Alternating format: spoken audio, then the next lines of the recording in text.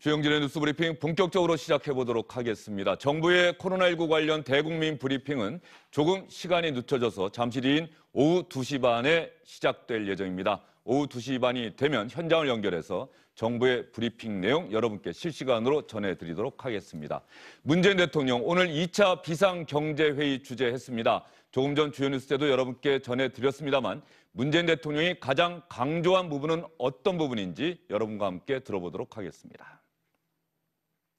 정부는 우리 기업에 들이닥친 거대한 위기의 파고를 막는 든든한 방파제 역할을 하겠습니다. 코로나19의 충격으로 인해 기업이 도산하는 일은 반드시 막겠습니다.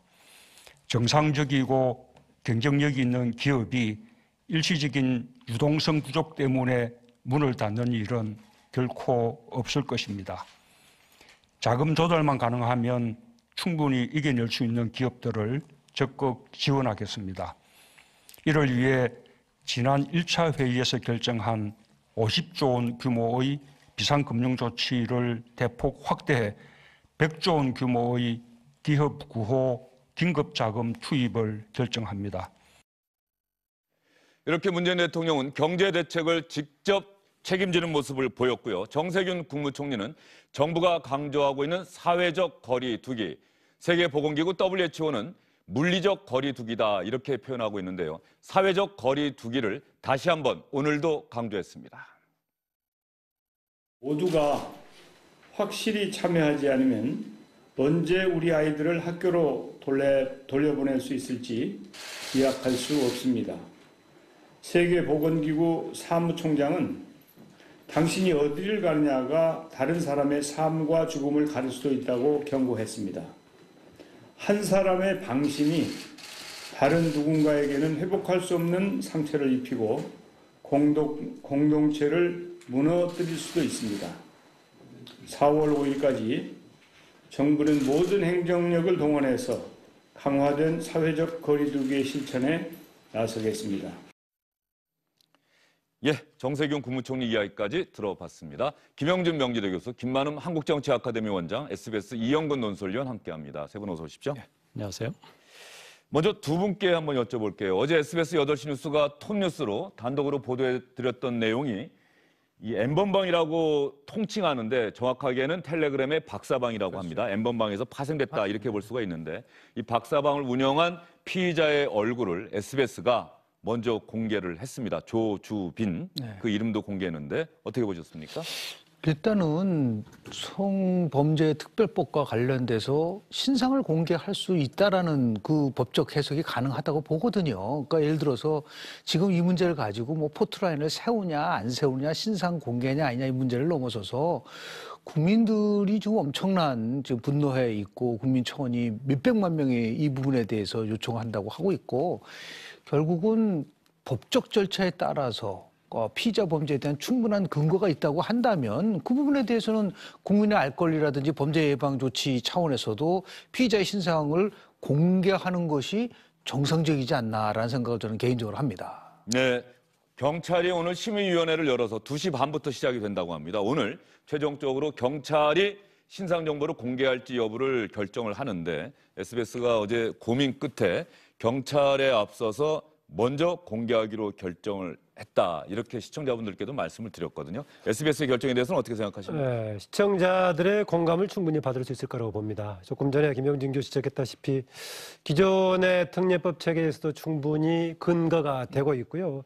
이미 국회에서 이 문제를 촉구했던 의원들도 지금 현재 법 체계에서 가능하다라고 얘기하고 있습니다. 다만 경찰들이 이미 지금 국민청원뿐만이 아니라 여러 군데에서 요구가 되고 있는데 오늘 지금 심의한다고 하긴 하지만은 조금 더 신속하게 할 수 있지 않았을까라는 아쉬움이 굉장히 있습니다. 예, 알겠습니다. 경찰 심의위원회 논의 결과도 주영진의 뉴스 브리핑이 진행되는 도중에 나온다면 여러분께 신속하게 정확하게 전해드리도록 하겠습니다. SBS가 단독으로 보도해드린 텔레그램 박사방 운영자 조주빈 씨의 신상 얼굴을 공개한 것과 관련해서 오늘 정치권에서도 상당히 많은 이야기들이 있었습니다. 먼저 미래통합당의 이준석 최고위원이 한 얘기 한번 들어볼까요? 텔레그램 N번방 사건을 아십니까? 미성년자 등을 유인하여 성착취물을 제작하여 유통한 일당에 대한 국민 절대다수의 분노가 쌓여가고 있습니다. 이런 일이 반복되지 않기를 바라는 국민들은 포토라인을 세울 것을 강하게 요구하고 있습니다. 포토라인을 세울 것을 요구하는 200만 명 이상의 국민들에게 정부, 특히 추미애 법무부 장관은 즉각적으로 답하기 바랍니다. 인권보호수상규칙을 제정하자고 주장한 장관은 누구입니까? 검찰이 누구에 대한 수사를 하다가 압박으로 포토라인을 폐지했습니까? 실제로 포토라인 폐지로 바로 수혜를 입은 사람이 누구의 가족입니까? 그게 수사기관 개혁의 일환이라고 포장했던 정권이 어느 정권입니까? 이준석 최고위원이 누구를 겨냥하는지 조금만 생각하면 알 수 있을 것 같은데 이준석 최고위원의 이 포토라인 관련한 이야기는 왜 나온 겁니까? 그 신상공개 얘기가 나오니까 예. 이제 신상공개를 하려면 결국은 경찰에서 세우든지 검찰에서 세우든지 포토라인에 세워야 되지 않겠습니까? 그냥 사진 예를 들면 그래픽으로 나온 사진만 공개한다는 건 사실 큰 의미가 없다고 보고 현실에서 사건 수사 현장에서 얼굴을 공개하고 신상을 공개한다는 게 의미가 있을 텐데 지금 아시다시피 그 지난해 조국 사태를 거치면서 지난해 10월부터 검찰이 그 모든 그 피의자에 대해서 공개 소환을 전면 폐지를 했습니다. 그 당시에 문재인 대통령이 검찰의 인권 수사를 강조를 했고 그런 측면에서 검찰이 개혁을 요구했기 때문에 검찰에서는 선제적으로 10월 4일부터 공개 소환을 전면 폐지를 했고요. 12월 1일부터는 법무부가 관련 규정을 고쳐서 형사사건 공개 금지를 확정을 했습니다. 그러니까 모든 사건 관계자에 대한 공개 소환을 금지하게 된 것이죠. 그런데 이번 사건에 어제 SBS가 공개한 조주빈 이 사람을 공개를 하려면 포토라인에 세워야 되는데 그러면 인권 차원에서 포토라인에 못 세우기로 그렇게 만들어 놓고 다시 세울 거냐. 결국은, 이번 상황이 벌어지게 된 게 결국은 조국 가족의 가족을 보호하기 위한 조치였고, 통합당 입장에서는 이 상황을, N번방이라는 이 상황을 조국 가족 사건과 연계를 시켜서 좀 정치적으로, 선거적으로 좀 이용하려는 생각도 조금 있지 않나 그런 생각이 듭니다. 이준석 최고위원이 젊고 SNS에 상당히 밝고 그래서 이번 박사방 운영자 조주빈 씨의 신상이 공개된 것과 관련해서 그러면 포토라인에도 세워야 할 텐데 포토라인에는 이제는 못 세우는 것 아니냐. 이게 왜 못 세우게 됐느냐. 잘 생각해봐라. 이런 취지로 이야기를 했습니다. 아마 조국 전 장관 또 민주당 측을 겨냥한 이야기 같은데 김영규 교수님 생각은 어떠세요? 그전에 조국 전 장관도 SNS에 이번 상황과 관련해서 자신의 글을 계속해서 올리고 있습니다. 이번 사건의 구체적인 내역도 도표도 인용해서 올렸던데 N번방 사건은 조금 전에 여러분께 보여드렸던 것처럼 성폭력특례법 조항에 따라서 신상정보 공개가 가능하다 이렇게 강조를 했는데 이준석 최고위원은 자신의 SNS에 나는 포토라인 공개 소환에 대해서 언급을 했는데 왜 신상공개라는 답을 하느냐. 모든 사람이 가재, 붕어, 개구리로 보이느냐. 이 마지막 줄은 아마 비판하는 글로 보이는데 말이죠. 김영규 교수님 생각은 어떠세요? 신상 공개와 이제 포토라인 쓰는 거, 공개 소환이라는 게 서로 맞물려 있잖아요. 그러니까 신상 공개만 하고 나서 예를 들어서 공개 소환이 없다고 했을 때 올 수 있는 부분을 지적을 한 것 같아요. 그러니까 작년 10월 달에 인권 수사를 강화한다라는 인권 보호를 위해서 두 가지를 강조했지 않았었습니까? 제일 크게 강조한 거는 검찰 조직 문화를 개선해라. 그래서 밤샘 조사하는 거 안 된다라고 얘기를 했고요. 두 번째는 공개 소환에 관련돼서도 이것을 좀 나름대로 변화를 주라고 해서 채택된 게 이제 포토라인에 세우는 거를 금지시킨 거란 말이죠. 자, 그렇다고 한다면 이 두 가지가 어떻게 이제 지금 상충되느냐라는 문제를 가지고 충돌하는 문제라고 좀 보는데요. 그래서 일단 단순하게 그냥 언론을 통해서 신상만 공개하는 거로 끝날 거냐 아니면 진짜 공개적으로 소환해서 신상을 공개할 것이냐라는 이 두 가지를 가지고서 결론을 낼 거라고 보는데 저는 그런 의미에서 봤을 때 오늘 경찰에서 하는 심의위원회에서 이 부분에 대한 공개 소환 신상 정보에 대한 방법과 그리고 더 나아가서 절차와 관련된 것도 명쾌하게 나름대로 제시할 수밖에 없지 않는 상황에 있지 않나라는 생각을 좀 합니다. 예, 네. 어쨌든 간에 이 포토라인이라고 하는 문제는 피의자의 인권 존중, 인권 보호라고 하는 측면에서 결정이 됐던 사안인데, 자, 피의자라고 하는 것은 그 범죄의 성격에 따라서 강력 범죄, 끔찍한 범죄, 우리가 흔히 이렇게 이야기하는데, 그렇다고 한다면 이 포토라인에 세우지 말자라고 하는 이 법무부의 결정이 모든 피의자에게 그대로 적용돼야 할 겁니다. 그러면 이번에 조주빈 씨 같은 경우는 어떻게 할 것인지. 바로 그 점입니다. 그러니까 이준석 지금 후보는 본인이 포토라인 공개 관련을 얘기를 했는데 조국 전 장관이 다른데 초점을 맞추고 있다. 조국 전 장관은 신상 공개 관련은 당연히 법적으로 지금 성폭특례법의 경우에 이미 규정이 되어 있기 때문에 적용이 될 수 있다라는 것은 그 말은 맞습니다. 그런데 지금 공개 소환하는 문제는 조국 전 장관하고 관련해서 논란이 될 수밖에 없다. 아다시피 이 부분을 더 강화해야 된다고 주장했던 것이 조국 전 장관이 장관에 취임하면서 했던 얘기 아니겠습니까? 그래서 당사자가 지금 피의자 아니면 의혹을 받고 있기 때문에 이득을 보려고 하는 거 아니냐라는 문제가 당시에도 강력하게 제기됐습니다. 그랬을 때 조국 장관이 했던 말이, 당시 후보자 시절부터 했던 말이 본인과 본인 가족의 수사 때까지는 적용하지 않고 그 이후부터 적용하겠다라고 했었는데, 실질적으로는 맨 먼저 조국 장관 관련 가족들로부터 적용이 됐단 말이죠. 그러니까 충분히 좀 지적을 받을 만하고요. 또 하나 공개 소환 관련해 가지고 비공개 소환이라는 것하고 비공개를 공권력, 검찰이나 경찰이 확인해서 보호해 주는 것하고 좀 구분해 볼 필요가 있습니다. 예컨대 공개 소환하지 않기로 했다라는 것하고 지하 주차장으로 가는 것을 씌워서 경찰이 보호해 주는 것하고 어떻게 구분할 것인가. 조금 이것은 아마 이후에 심의 과정에서 확정을 시켜줘야 됩니다. 왜냐면은요, 이 비공개 소환의 원칙이 나온 이후에도 승리라든가 김건모 씨 이런 사람들은 노출돼서 소환이 되면서 기자들이 질문을 했단 말이죠. 공식적으로 포토라인에 세우거나 그러진 않았었지만, 그래서 지금 비공개의 의미가 어떤 것인가 좀 구분해 줄 필요는 있습니다. 예, 조주빈 씨 같은 경우는 이미 경찰이 신병을 확보한 상태고 구속된 상태이기 때문에 아마도 직접 취재 기자들, 카메라 기자들 앞에 서게 되는 경우는 검찰로 사건이 넘어갈 경우에 그때 과연 경찰이 어떤 결정을 내리느냐, 이 부분을 좀 지켜볼 필요가 있겠고요. 엄밀한 의미에서는 이 포토라인이다 이렇게 볼 수가 없겠죠. 흔히들 공개 소환은 피의자를 조사하기 위해서 부를 때 이미 포토라인이라고 하지 않습니까? 그런데 이미 조주빈 씨 같은 경우는 구속된 상태고, 그때 경찰이 오늘 신상 공개하기로 결정하면은 경찰이 사건을 검찰로 넘길 때에도 이 조주빈 씨를 그 기자들 앞에 세울 가능성이 더 커지는 거겠죠? 커지죠. 일단 신상 공개를 한다고 하면 기본적으로는 얼굴, 이름, 나이 정도입니다. 그런데 뭐 청와대 청원 올라온 것도 보면 신상 공개 및 포토라인에 세워달라는 거죠. 포토라인에 세우라는 것은 결국은 실물을 국민들이 직접 보고 확인하고 싶다는 얘기인데, 다들 기억하시겠지만 이제 지난해 그 전 남편 살해 사건으로 고유정 경찰에 씨요? 잡혔던 예. 고유정 씨의 사례를 보면 신상 공개가 결정이 됐습니다. 그래서 이제 경찰에서도 여러 차례 얼굴을 공개시키려고 시도는 했지만 본인이 자기의 머리카락을 앞으로 흘려서 얼굴을 가리고 나왔단 예. 말이에요. 예. 그런 경우는 어쩔 수 없는 거죠. 지금 같은 코로나 상황에서 또 마스크를 쓰고 나가겠다고 하면 검찰에서도 과연 과거에 했던 것처럼 얼굴을 전면적으로 공개하는 것이 가능할까 하는 그런 의문은 있습니다. 예, 이 코로나19 관련해서 말씀을 하셨으니까 이 조주빈 씨가 말이죠.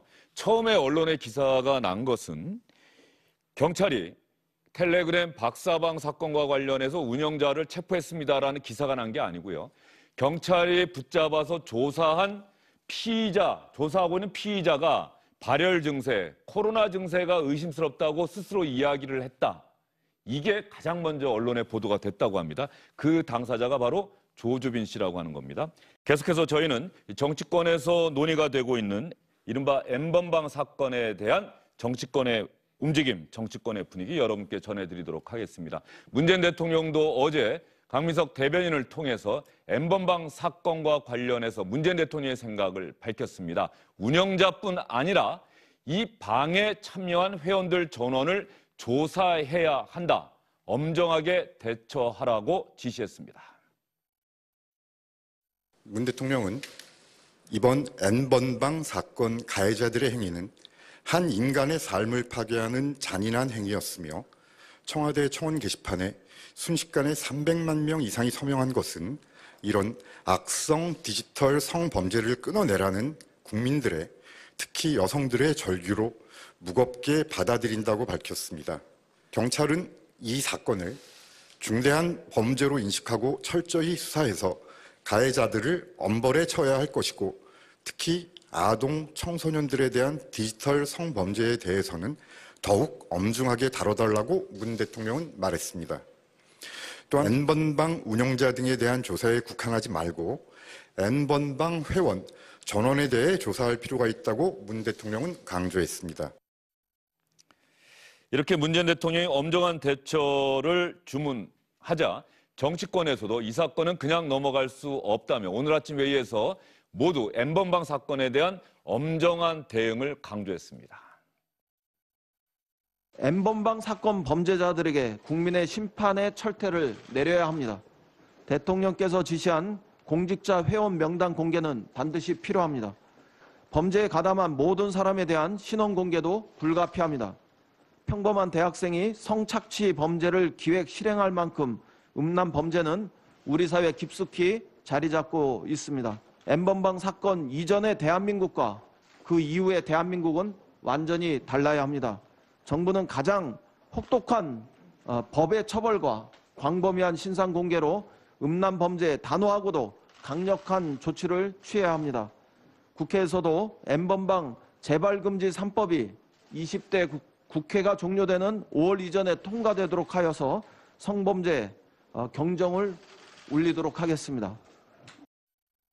중앙선대위에서 가능한 한 최대한의 이 조치를 취해야 된다는 입장을 얘기한 바가 있고, 미래통합당 송희영 의원이 대표 발의한 법안이 있습니다. 특히 여성들이 분노하는 것에 대해서 부응을 해야 된다고 생각을 합니다. 다른 문제들에 대해서도 지금 코로나 위기나 이 경제 위기에 대한 극복에 대해서도 초당적으로 협력하겠다는 입장에서 정부 여당의 계속 대화와 이 협상을 요구하고 있음에도 불구하고 묵묵부답을 하고 있거든요. 지금 정부 여당이. 이 국난을 함께 극복하자는 것인지, 아니면 이 국난을 그냥 정치적으로만 해석하고 있는 것인지 이해가 안 됩니다. 그래서 이런 문제도, N번방 문제 같은 경우에도 법안이 올라가 있으니까 신속히 이 법을 처리하는 그런 조치를 취해 주시기를 바랍니다.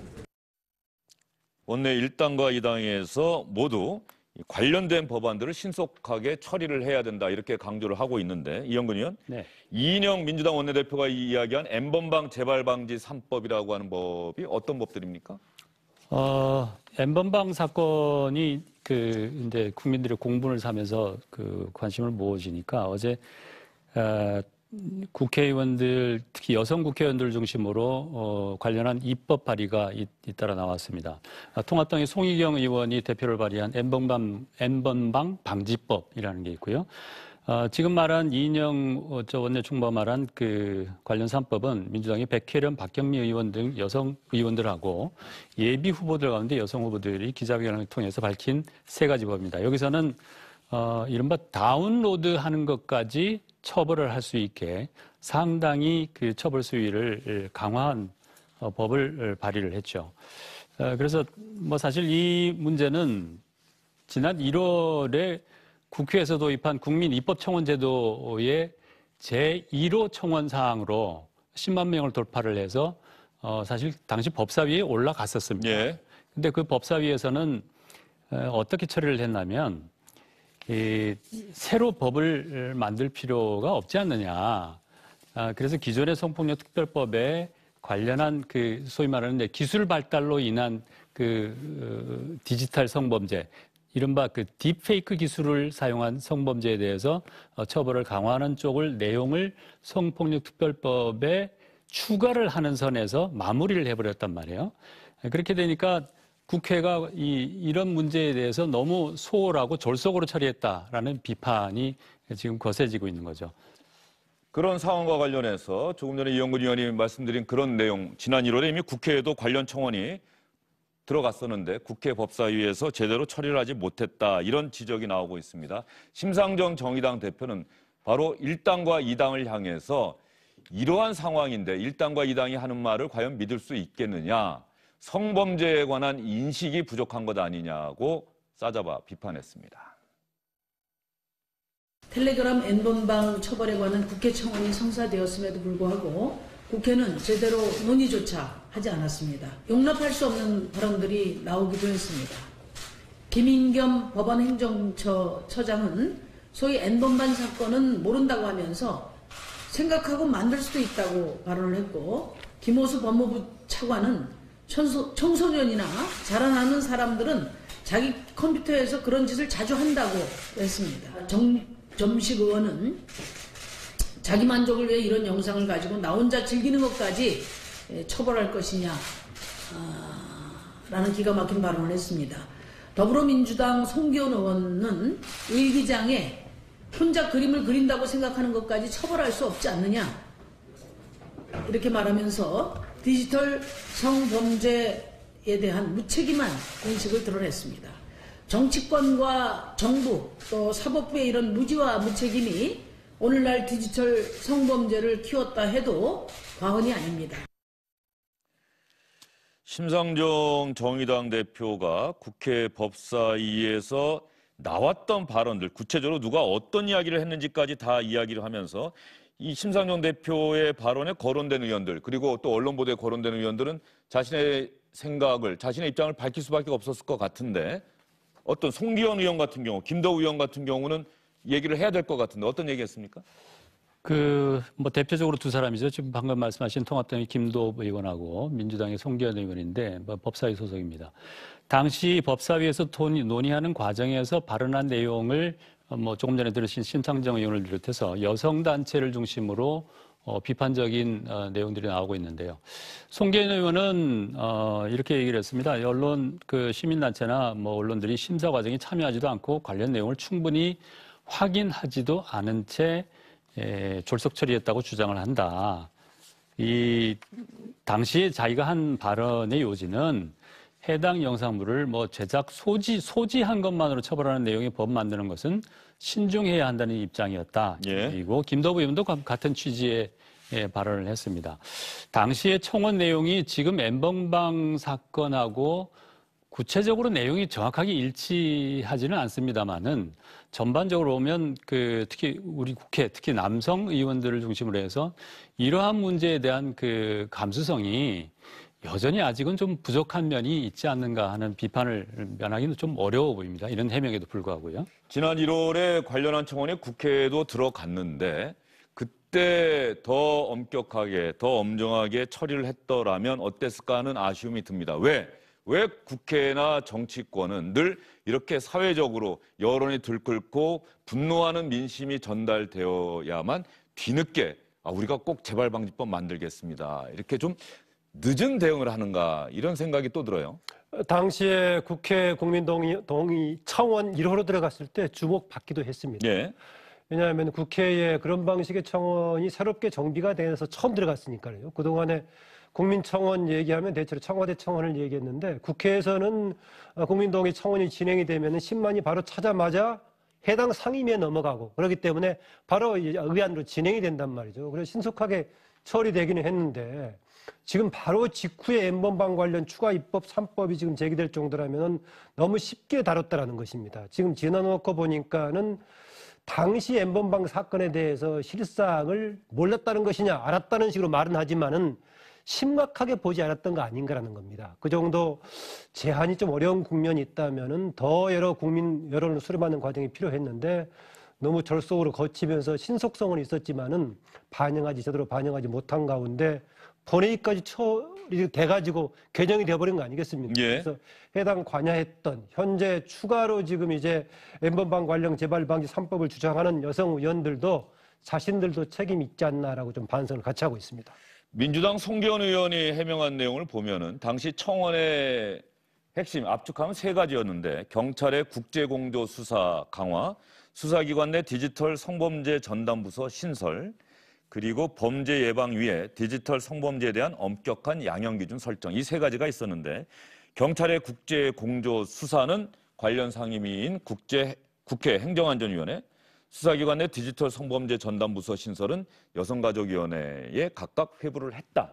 그리고 양형 강화 이 부분은 법사위에서 논의를 해서 성폭력 범죄 특례법에 포함시키고 양형을 강화하는 내용을 포함시켰다. 국회가 할 일은 했다라고 얘기를 하는데 네. 그렇다고 해서 지금 분노한 이 여론과 민심을 납득시킬 수 있겠는가 하는 생각도 좀 들어요. 실은 범정부 차원에서 디지털 성범죄와 관련돼서 여성가족부가 중심이 돼서 법무부 등등 같이 함께 대책회의를 한 10개월 정도 했습니다. 저도 거기에 참여를 했었어요. 예.